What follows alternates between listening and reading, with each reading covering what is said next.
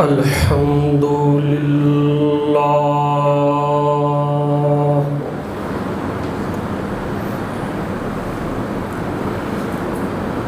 الحمد لله نحمده ونستعينه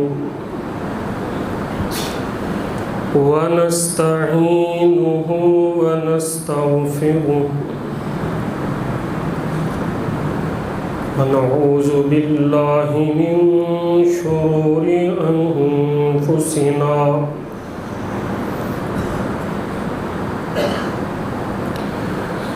ومن سيئات أعمالنا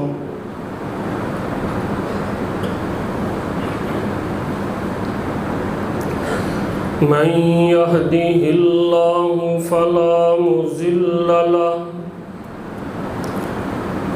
ومن يضلله فلا هادي له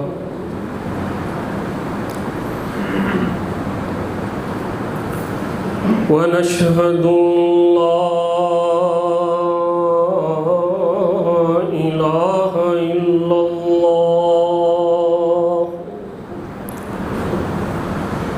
ونشهد أن سيدنا ومولانا محمدًا عبده ورسوله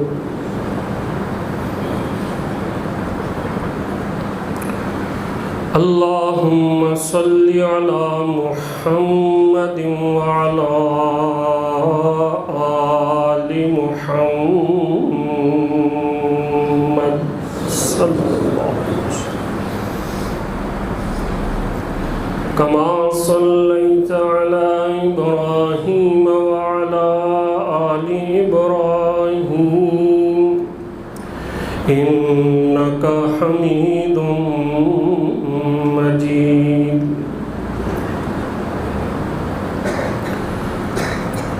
اللهم بارك على محمد وعلى آل محمد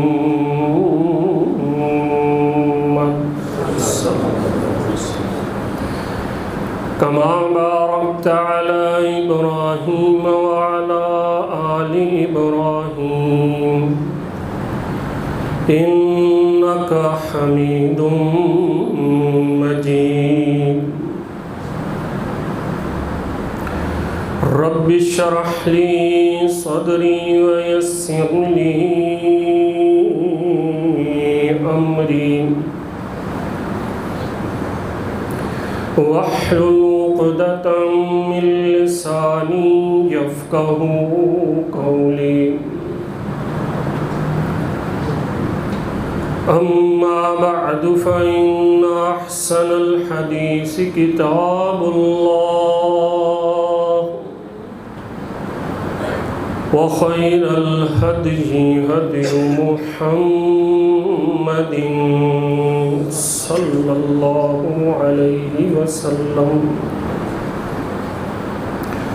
وشر الأمور محدثاتها وكل محدثة بدعة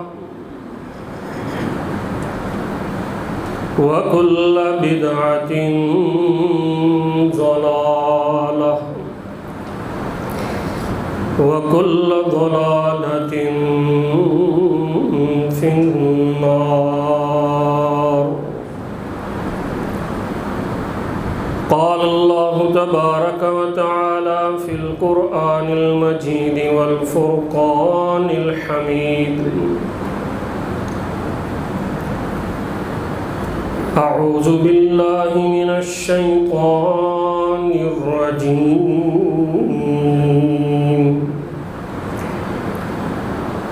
بسم الله الرحمن الرحيم فرح المخلفون بمقعدهم خلاف رسول الله وكرهوا أن يجاهدوا بأموالهم وأنفسهم في سبيل الله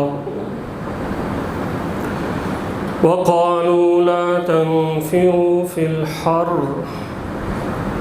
قل نار جهنم أشد حرا لو كانوا يفقهون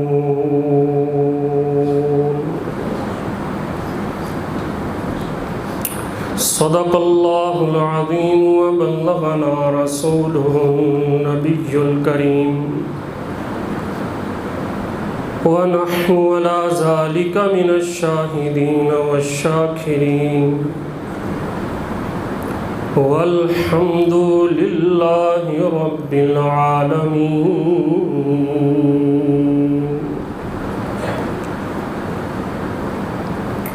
ہر قسم کی حمد و ثنا کے لائق اللہ ذوالجلال والاکرام کی پاکیزہ مقدس مطہر معلی ہستی ہے، جس اللہ کریم نے ہم سب کو پیدا فرمایا ہے، انگنت لا تعداد درود و سلام کے لائق آخر الزماں پیغمبر سید الاولین والآخرین شفیع المذنبین رحمت للعالمین احمد مجتبیٰ محمد الرسول اللہ صلی اللہ علیہ وآلہ وصحبہ وسلم تسلیما کثیرا۔ سورہ توبہ کی ایک آیت کریمہ جس کے اندر اللہ کریم فرماتے ہیں غزوہ تبوک 9 ہجری کے اندر ہوا۔ اس وقت منافقین نے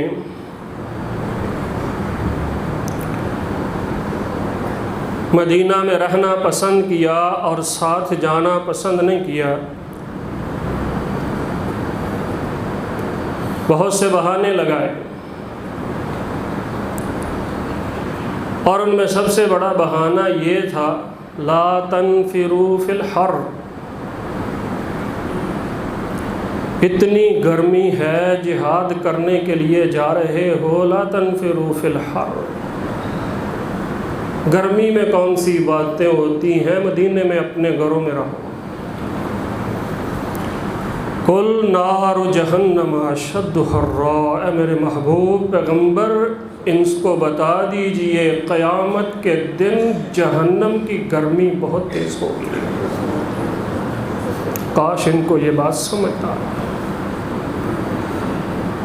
غزوہ تبوک 9 ہجری نبی صلی اللہ علیہ وسلم نے جس غزوے کے اندر جس جہاد کے لیے جو سفر ہوا اس میں شرکت فرمائی، آپ کا آخری غزوہ تھا۔ انتہائی گرمی، جس طرح کہ آج کل گرمی پڑ رہی ہے، 1-2 آدمی نہیں، پورا 30,000 جانثاروں کا لشکر۔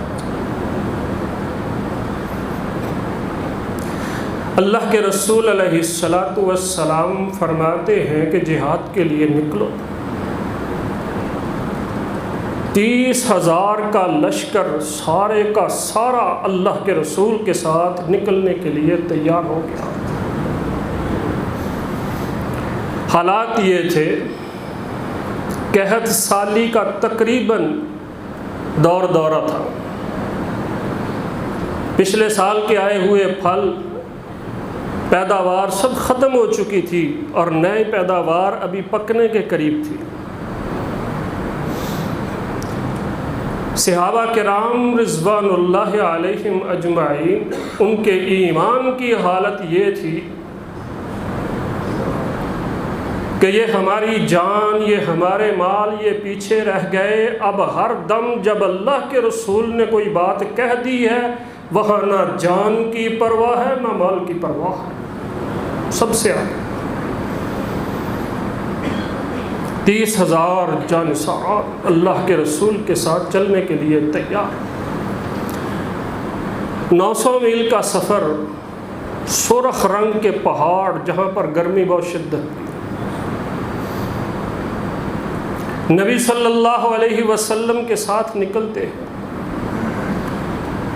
اور جہاد کے لیے جاتے ہیں۔ اللہ کریم وہاں فتح مبین دیتے ہیں، دشمن وہاں سے دم دبا کر بھاگتا ہے۔ 20 دن وہاں قیام فرماتے ہیں، فاتحانہ اللہ پاک نے سرخرو فرمایا۔ قرآن کریم قصے اور کہانیوں کی کتاب نہیں۔ اگر وہاں پر کوئی ایسی بات کی جاتی ہے تو اس کے پیچھے کوئی خاص پیغام میسج ہوتا ہے، اور یہاں پر جو میسج اور پیغام ہے وہ یہ ہے کہ لوگوں منافق نہ بنو، بہانے نہ تراش کرو، گرمی جتنی ہو جائے اللہ کی عبادت سے منہ نہیں موڑنا ہے۔ بڑے بڑے لوگ یہ کہتے ہیں، ایمان کا دعویٰ بھی کرتے ہیں، لیکن نماز کے لیے اگر اللہ کریم کا بلاوا آ جائے، گرمی بڑی، بہانوں کے لیے ایک لمبی فہرست ہے۔ یہ بات ضرور ہے، گرمی سے بچیے، جو ذرائع ہیں ان کو استعمال کیجئے، لیکن عبادت سے پیچھے ہٹنا یہ بہانہ بنا کر یہ غلط ہے۔ صحیح حدیث میں موجود ہے، صحابہ کرام رضوان اللہ علیہم اجمعین، سہولتیں نہیں تھی اس قسم کی، پنکھے تک وہاں موجود نہیں تھے، زمین کچی تھی، وہاں پر سنگریزے دہکتے تھے جس طرح کوئلے ہوتے ہیں۔ صحابہ کرام رضوان اللہ علیہم اجمعین ان پر سجدے کیا کرتے تھے۔ اور اگر آج اتنی سہولتیں ہیں، گرمی کا سہارا لیا جائے۔ صحابہ کرام رضوان اللہ علیہم اجمعین سجدے کرتے تھے اور پھر یہ مسئلہ نہیں پوچھتے تھے 3 تسبیحات کہنی ہے، کیا ایک سے بھی کام چل جائے گا؟ نہیں پوچھتے تھے۔ ان سنگریزوں پر، دہکتے ہوئے سنگریزوں پر لمبے سجدے کیا کرتے تھے اور ان کے ماتھے پر جلن کے نشان ہوا کرتے تھے۔ اور صحیح حدیث میں موجود ہے، صحابہ کرام رضوان اللہ علیہم اجمعین یتقون بفضول ثیابہم حر الظہیرہ، کوئی کنارہ کسی طرف سے کپڑے کا بچ جاتا اس کو سامنے رکھتے اور کوشش کرتے کچھ نہ کچھ بچاؤ ہو جائے، لیکن سب کے پاس کپڑے نہیں ہوا کرتے تھے اتنے، لیکن اللہ کی ان پر رحمت ایسی تھی، کبھی سجدہ چھوٹا نہیں کیا، اتنے لمبے لمبے سجدے کیے کہ اللہ نے ان سجدوں کو قرآن میں بیان فرمایا۔ وَيَخِرُّونَ لِلْأَذْقَانِ وَيَبْكُونَ، یہ وہ لوگ ہیں جو سجدے میں گرتے ہیں اور لمبے لمبے سجدے کرتے ہیں، اور جب اٹھتے ہیں تو پھر آنسوؤں سے ان کی داڑیاں تر ہو چکی ہوتی ہیں۔ ہم مسلمان ہیں، اللہ رسول پر ایمان لانے والے ہیں، بڑے بڑے بہانے، اور پھر یہ بہانہ کہ گرمی بہت، کیا کریں؟ ہم تو ایسے یہ بہانہ لگاتے ہیں جیسے سردیوں میں بڑی نمازیں پڑھتے۔ بہانے نفاق کا حصہ ہے میرے بھائی۔ نبی صلی اللہ علیہ وسلم کے ارشادات، ایک حدیث میں آتا ہے، سجد رسول اللہ صلی اللہ علیہ وسلم علی قور امامہ، پیارے حبیب علیہ السلام کا اپنا یہ حال تھا، پگڑی مبارک، امامہ مبارک پہنا ہوتا تھا تو اس کا جو قور تھا، لپیٹ تھی، اس کے اوپر سجدہ کرتے تھے، کیونکہ اللہ کے رسول بہت لمبا سجدہ کرتے تھے اور گرمی اتنی تھی، وہ دہکتے ہوئے سنگریزے تھے، اس لیے اللہ کے رسول بھی اس طرح کر لیا کرتے تھے۔ انکار نہیں کسی نے کیا، گرمی بہت ہے، کون مسجد میں جائے، کون دوپہر کی نماز پڑھے؟ اللہ نے بڑی سہولتیں رکھی ہیں، اس لیے اللہ کے اس بلاوے کو گرمی کی وجہ سے انکار نہیں کرنا چاہیے۔ اور اگر ہم بات کریں جو سیدنا ابن عباس رضی اللہ تعالی عنہ نے فرمائی تھی، عراق سے کچھ لوگ آتے ہیں اور کہتے ہیں اے عبداللہ ابن عباس رضی اللہ تعالی عنہما، جمعے کے دن غسل فرض ہے، واجب ہے، کیا ہے؟ سیدنا ابن عباس فرماتے ہیں رضی اللہ تعالی عنہما کہ اب کر لو تو بہتر ہے، لیکن ایک وقت تھا یہ واجب تھا۔ جمعے کے دن مسجد نبوی کے اندر سہولتیں نہیں تھی، گرمی شدت کی ہوتی تھی، اوپر کوئی پنکھا نہیں ہوتا تھا، اور کہتے ہیں کہ چھت بھی ایسی تھی کہ اس سے بھی گرمی ٹپکا کرتی تھی۔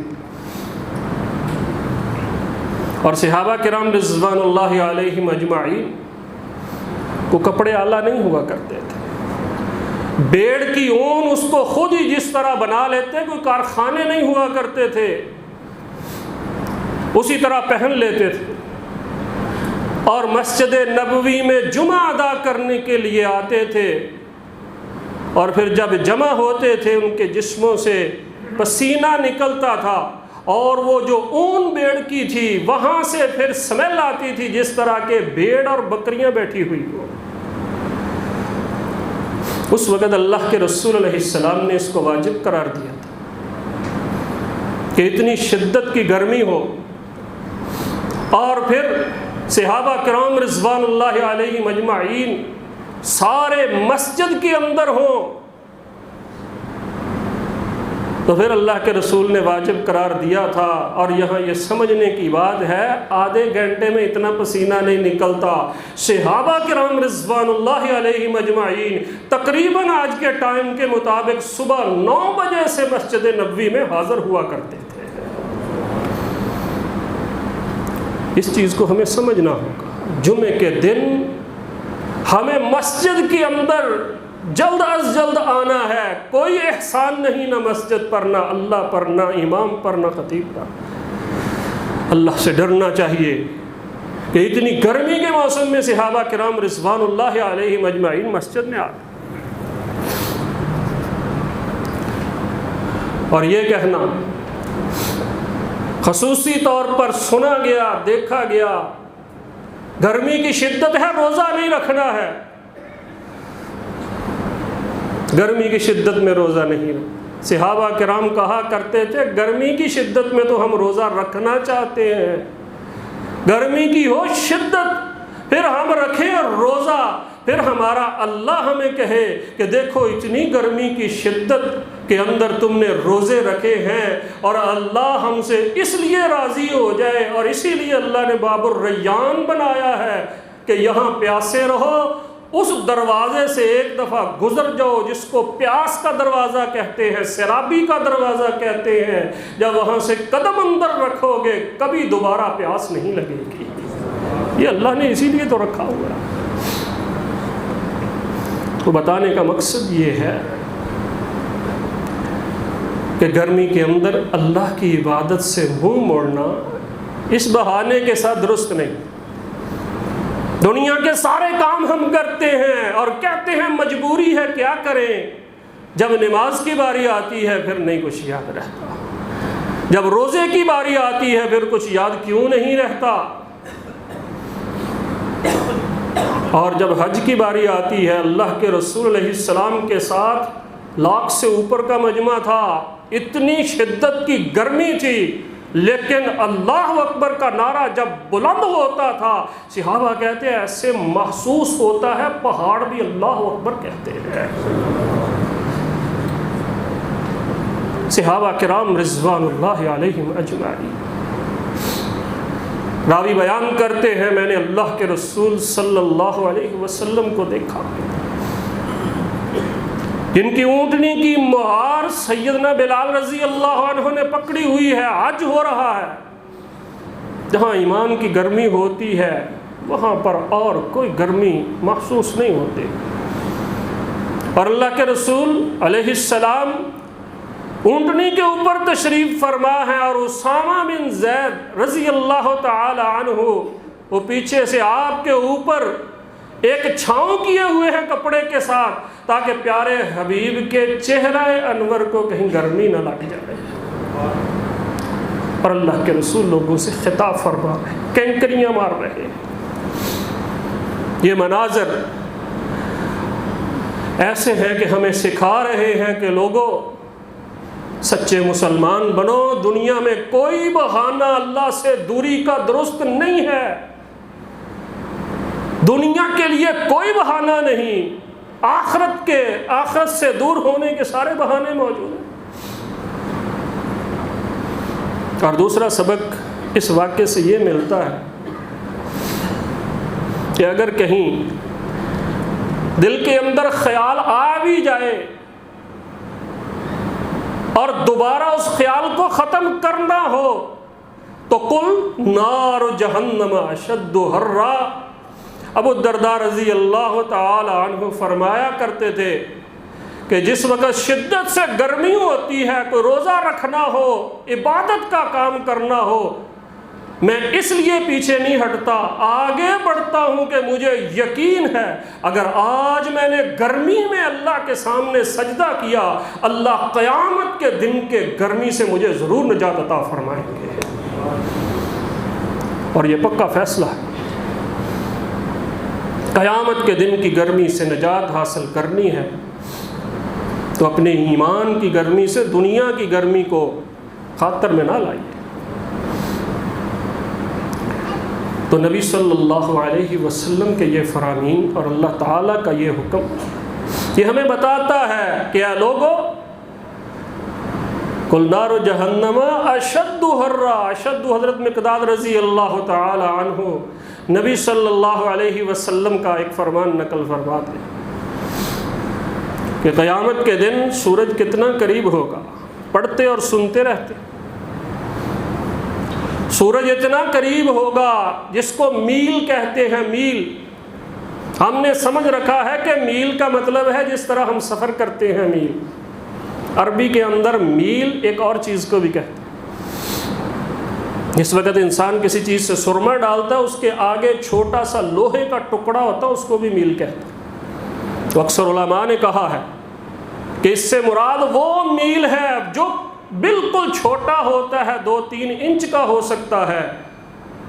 اور اگر آج ایسا مسئلہ ہو دنیا جل کر راکھ ہو جائے، لیکن اس وقت اللہ کی مرضی یہ ہے کسی کو موت نہیں آئے گی، لوگ اپنے پسینے میں ڈبکیاں لگا رہے ہوں گے۔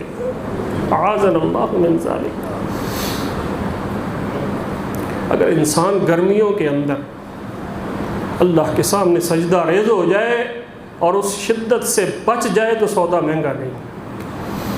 ابھی تو اللہ تعالیٰ نے بہت سے ہمارے لیے مہربانیاں کی، انتظامات موجود ہیں۔ اللہ تعالیٰ فرماتے ہیں کہ اسے چاہیے کہ آخرت کی گرمی کو یاد کرے۔ قل نار جہنم اشد حرا۔ حضرت عمر بن عبدالعزیز رحمہ اللہ تعالی جنازہ پڑھنے کے لیے جا رہے ہیں، لوگ ساتھ ساتھ ہیں، ہم بھی جاتے ہیں، وہاں گرمی بھی ہوتی ہے، لوگ دھوپ سے بچنے کے لیے جلد بازی کرتے ہیں، سب کچھ ہوتا ہے، یہ ایک فطرت ہے۔ دیکھا کہ لوگ بچنے کے لیے گرمی سے سایہ تلاش کر رہے ہیں، ہر بندہ سایہ تلاش کرنے کی کوشش کرتا ہے کہ جسم کو سکون ہو جائے، اور عمر بن عبدالعزیز رحمہ اللہ ان کو دیکھ کر زاروں قطار روتے ہیں، لوگوں یہ دنیا کی گرمی تمہیں برداشت نہیں ہے، یاد کرو قیامت کے دن جس وقت گرمی ہوگی کس طرح برداشت کرو گے، اس کا کسی کو فکر ہی نہیں۔ تو نبی صلی اللہ علیہ وسلم نے سخت گرمی کے اندر جو جہاد فرمایا اس کا نام غزوہ تبوک ہے۔ غزوہ تبوک کے اندر 30,000 جانثاران رسالت مآب علیہ السلام ان کے اندر ایک قائدانہ صلاحیتیں لیے ہوئے 900 میل کا سفر طے کر کے وہاں پہنچتے ہیں، اور جس طرح صحابہ نے جذبہ دکھایا ہے، اتنا عظیم کام، جان اور مال کی قربانی، اور اتنا سفر، کھانے پینے کے لیے کچھ نہیں تھا، پانی تک نہیں تھا ان کے پاس، لیکن جا رہے تھے۔ ہم نماز نہیں پڑھ سکتے، گرمی بڑی، ہم روزہ نہیں رکھ سکتے، حج کرنے کے لیے کیسے جائیں، وہاں گرمی بڑی، صحابہ کرام رضوان اللہ علیہم اجمعین، اللہ کریم نے جہاد کا تذکرہ کیا ہے تاکہ اس سے پہلے کی عبادتیں خود سمجھ میں آ جائیں۔ انتہائی زیادہ گھر، اور صحابہ کرام سیدنا ابو موسیٰ اشعری رضی اللہ تعالی عنہ کے قبیلے والے آئے، قرآن کریم نے ان کا نقشہ کھینچا ہوا ہے، تولوا اعینہم تفیض من الدم حزنا الا یجدوا ما ينفقون۔ اللہ کے رسول، ہم جانا چاہتے ہیں، ہمارے پاس سواریاں نہیں، ہمارے پاس خرچہ نہیں ہے، آنکھوں سے زاروں قطار رو رہے ہیں۔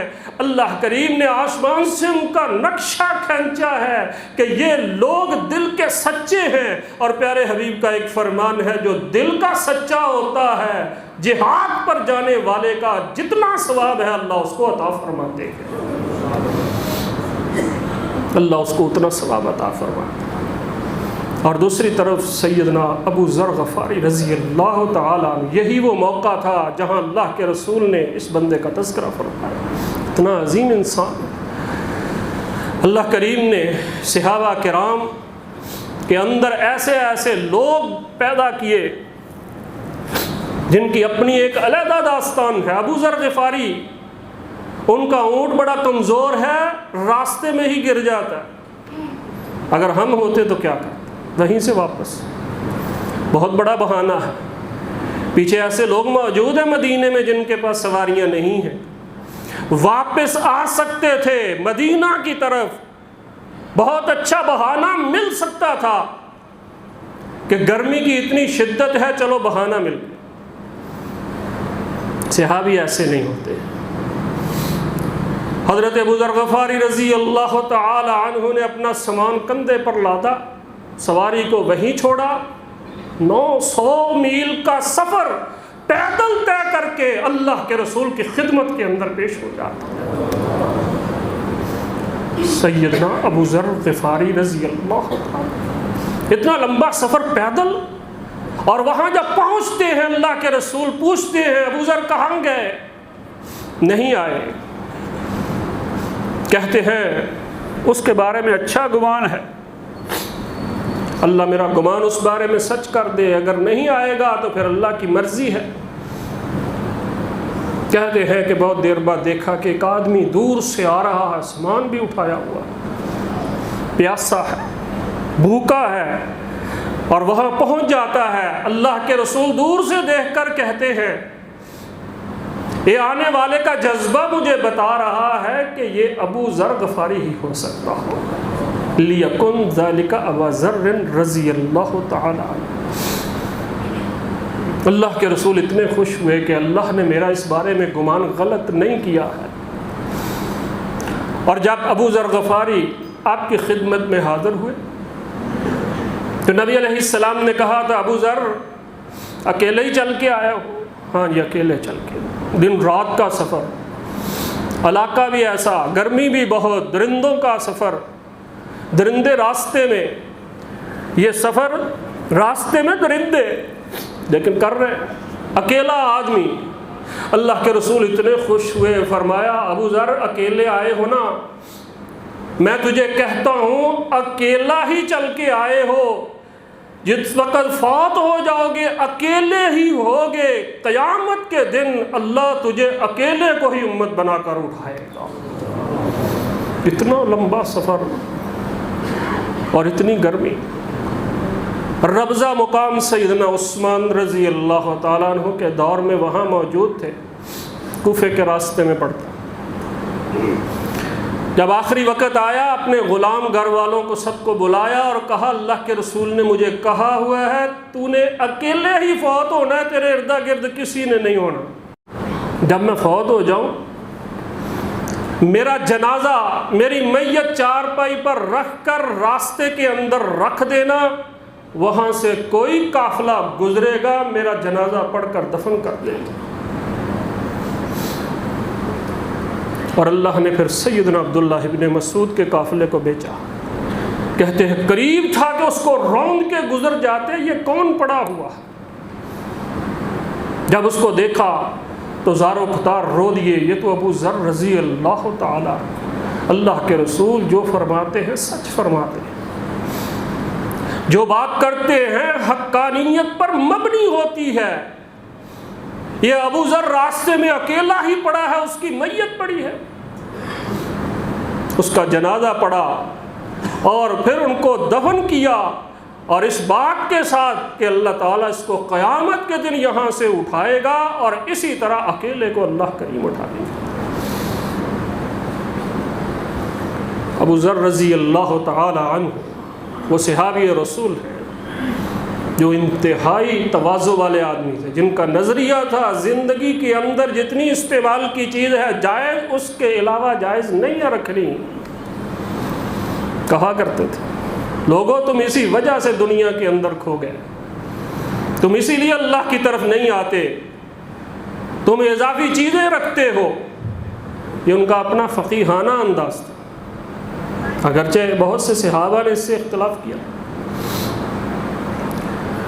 تو اللہ تعالیٰ فرماتے ہیں کہ سوچ لیا کرو، اگر گرمی کا بہانہ بنانا ہے تو آخرت کی گرمی سامنے رکھ لیا کرو، پھر اللہ کے سامنے سجدے کرنے شاید آسان ہو جائے، پھر اللہ کے راستے میں جہاد کے لیے نکلنا آسان ہو جائے۔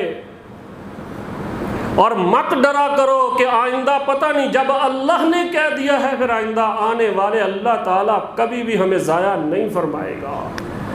یہ وہ چیز ہے، یہ ہمارا ایمان ہے جہاں کمزوری آتی۔ 30,000 کا لشکر ہے، کسی کے پاس پانی نہیں ہے، جا رہے ہیں۔ سیدنا ابوبکر صدیق فرماتے ہیں رضی اللہ تعالی عنہ، حالات ہمارے یہ ہو گئے تھے، جانور ذبح کرتے تھے، جانور کے اندر جو اوجڑی ہے اس کے اندر اگر پانی مل جاتا تھا اس کو بھی پی لیا کرتے تھے۔